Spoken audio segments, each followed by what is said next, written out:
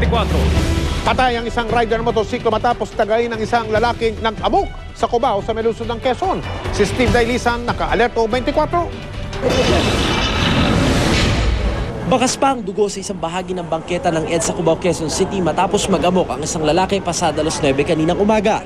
Kwento ng mga nakasaksi, unang tinarget ng sospek na nakilala sa pangalang Procopio Endriga ang sakay ng motorsiklong kapaparada pa lamang. Inundayan daw ng saksak sa dibdib sa katinaga sa ulo. Nakatakbo pa raw ang biktimang si Bonifacio Morta sa kalapit na tindahan para magpasaklolo. Hindi siya talaga maawat, may dala-dalang kita. Lahat na makikita niya, habulin niya. Sunod na pinagbalingan ni Endriga ang dumara ang rider sa EDSA na si Alfredo Calapis. Kanya raw itong tinaga pero di napuruhan dahil agad pinaarangkada ng biktima ang motorsiklo. Pagdating ng mga tanod, kumaripas ng takbo ang sospek papasok sa isang tindahan sa Maryland Street. Pagpasok ng suspect sa tindahang ito, agad siyang dumiretso dito sa storage area, dito sa mga dental supplies at tinangka niya pang sunugin ito. Mabuti na lamang daw. At yung mga flammable items ay nakapwesto dun sa itaas ng istante kaya hindi gaanong lumaki yung apoy. Pero nung paparating na yung mga pulis at siya'y huhulihin na, naiwanan niya yung kanyang bag dito na naglalaman. Ito, medyo duguan pa yung ice pick at yung ilang piraso ng kanyang mga damit. Bago pa man makapanakit, nasukol na siya ng mga rumesponding pulis. Kala ko nga may naghahabol sa kanya eh. Kaya nung nagtutulakan muna kami sa kasi hindi ko pa nakita yung dala-dala niyang itak.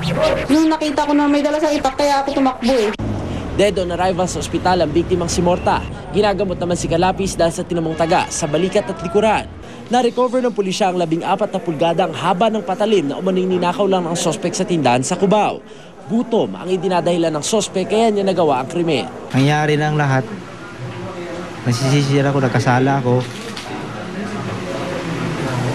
Parusa, tanggapin ko na lang po ang parusa. Makikita mo naman dalawang nakamotor ang tinira niya talaga. Marami namang mga tao ron, may mga nagtitinda ron. Nakamotor lang talaga. May galit siya sa Maharap sa kasong murder at frustrated murder ang sospek. Steve Dailisa, naka-alerto, 24. Inaasahang matatapos bago mag-Biyernes ang pagkukumpuni sa suite sa Veterans Memorial Medical Center na paglilipatan kay dating Pangulong Arroyo. Ang pulisya naman nakalatag na rin ang planong pansiguridad na ipatutupad sa paligid ng ospital. Mula sa Veterans Memorial Medical Center, nakatutok live si Julius Segovia. Julius. Yes, Mel, all systems go na nga para sa paglilipat ni dating Pangulong Gloria Arroyo dito sa VMMC. Kasalukuyang tinatapos na lang ang ilang repair sa banyo ng Presidential Suite. Pinapalitan ng madulas na tiles. Naglalagay din ng safety handrails. At aalisin ang bathtub para hindi raw takaw aksidente kay Arroyo na naka-wheelchair. Sagot daw ng kampo ni Arroyo ang gastos. Kailangang matapos ang minor repair sa banyo bago mag-Biyernes kung kailan nakatakdang ilipat dito sa VMMC si Arroyo. Di na raw kasi tatanggap ng motion to extend ang Pasay Court, kaya tuloy na ang transfer ng dating Pangulo. Hanggang Biyernes na lang din daw pwedeng gumamit ng cellphone at laptop si Arroyo. Siyempre, kung ano yung order noong November 29, 2011, 29 tama. Stay yun will remain, the order will remain. Which is, should be Pagka kung ang order niyan, doon sa St. Luke's Medical Center, pwede naman niya gamitin. Wala namang provision doon. The orders only doon sa veterans. Pag siya ay natrilipat na sa veterans, the orders prohibiting her from using laptop and cellphone will stay. Pwede naman itong iapela. May 15 araw pa ang depensa at prosekusyon para maghain ng memorandum sa korte kaugnay sa paggamit ni Arroyo ng laptop at cellphone. Pero hindi pa raw mababasahan ng sakdal si Arroyo ng Pasay Court hanggat hindi nare-resolba ng Korte Suprema kung constitutional ba o hindi ang binuong DOJ-COMELEC Joint Panel na siyang naghain ng kasong electoral sabotage na siya namang basehan ng pagpapaaresto ng Pasay RTC kay Arroyo. Hindi naman nagpaunlak ng panayamang medical director ng VMMC ngayong araw. Off-limits pa rin ang media sa loob ng ospital. Pero nauna nang iginit ng VMMC na sa korte dapat lumapit ang kampo ni Arroyo kung may dagdag pa silang hiling. Kabilang na ang pagkakaroon ng sariling doktor, aide at cook. Pwede naman daw magdala ng dagdag na gamit si Arroyo. Basta movable ang mga ito, gaya ng push-button bed. Ang PNP, handa na rin daw sa seguridad. Pati raw sa posibleng mag-rally sa labas ng VMMC, handa na sila. Gaya na lang ng nangyari kahapon nang sumugod ang isang grupo ng mga na-demolish na illegal settlers sa Barangay North Triangle, Quezon City. We have prepared for this since last week. Last Sunday, we made our final inspection. We made even the rehearsal, the walkthrough. The travel time was also included. Last Sunday, ginawa na ito in travel time from St. Luke's to veterans. Nakahanda ang PNP, supported by the armed forces.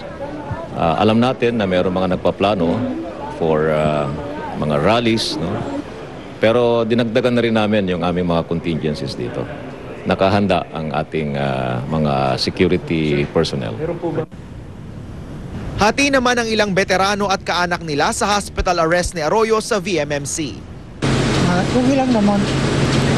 Wala ko pakialam dyan. Ako yung po gusto ng gobyerno natin eh. E di, siyempre, pahig tayo. Kami niyang request na pagandahin yung kanyang kwarto, ang mga veterano pinabayaan niya nung araw.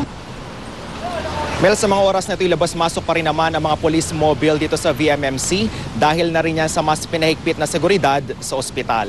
Yan muna ang latest mula rito. Balik sa'yo, Mel. Julius, magkano ba yung kwarto ng Pangulo, yung suite na yon? Magkano isang araw? Actually, Mel, binabanggit sa atin ang pamunuan ng VMMC na walang babayaran ang dating Pangulo sa kanyang stay doon sa presidential suite, Mel. Wala nga, ang gobyerno nga eh. Kaya alamin mo na lang, magkano yung kwarto, ha?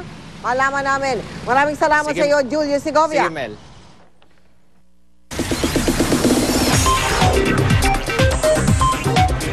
Chika Minute! Nag-donate ng computer si Dingdong Dantes bilang maagang pamasko sa kanyang sinusuportahang organisasyon. May early Christmas gift na rin daw sa kanya si Marian Rivera, pero wala pa raw siyang oras para gamitin ito. Makichika tayo kay Lars Santiago. Kasama ni Dingdong Dantes si Mandaluyong Mayor Benhar Abalos sa pag-unveil sa pangalan ng Bahay Pag-asa. Si Dingdong ang nagsisilbing kuya ng mga kabataang nanunuluyan sa bahay na ito, kung saan sila tinuturuang maging mabuting mamamayan. Kasi naniniwala ako kung if they are equipped mentally and physically, which is provide ng iba, hindi sila maliligaw. At kumbaga, yung direksyon nila mapupunta sa tamang landas. Si Dingdong ang naghandog ng mga computer. Ang dining room naman ay inisponsoran ni GMA Senior Vice President for Entertainment TV Wilma Galvante sa imbitasyon na rin ng mga leader ng proyektong ito na si Ricky Reyes at Mandaluyong First Lady Menchie Abalos. Maganda naman yung intention, kaya sinusuportahan natin on behalf of Yes Pinoy Foundation, kay Dingdong, kay Mother, kay Mayor, yung mga efforts ng mga Metro Manila Mayor spouses. Magtatayo ng ganito sa Metro Manila, which is good, which is worth supporting. Kahit sobrang abala si Dingdong, nagbigay siya ng oras para sa charity work na ito. Pagkatapos nito ay kailangan naman niyang harapin ang shooting para sa Metro Film Fest entry niyang segunda mano. Pareho silang may Film Fest entry ng kasintahang si Marian Rivera at sigurado raw susuportahan nila ang pelikula ng isa't isa. Excited pa rin si Dingdong sa early Christmas gift sa kanya ni Marian na mamahaling motorsiklo na nagkakahalaga ng mahigit ₱250,000. Wala pa raw siyang oras para sakyan ito at i-break in. Siguro next year kasi tuloy-tuloy, ang daming schedule eh. But kung may chance, kung may pagkakataon, gagawin ko. Parehong sasama sa MMFF Parade of Stars sina Dingdong at Marian. Pero pagkatapos ito, gagawin pa rin daw nila kung ano ang nakagawian na nila sa tuwing Pasko. Gusto namin yung nasa bahay lang, siguro sa 24, Christmas Eve sa amin. Tapos kapag araw ng Pasko is 25 sa kanila. Ganon, ayoko mag-break ng mga dating tradisyon eh. Lars Santiago, updated sa Showbiz Happening. Up next sa Chika Minute, Annabel Rama, emosyonal sa paghaharap nila ni Nadia Montenegro sa Fiscal's Office. Tutukan niya. Susunod, mga pitbull na nasagip sa Cavite, bakas ang matinding sinapit sa sabong ng mga aso. Kampo ni Rian Ramos, formal nang nagpetisyon sa korte laban kay Mo Twister.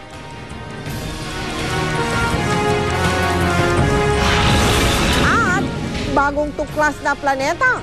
Posibleng may mabuhay?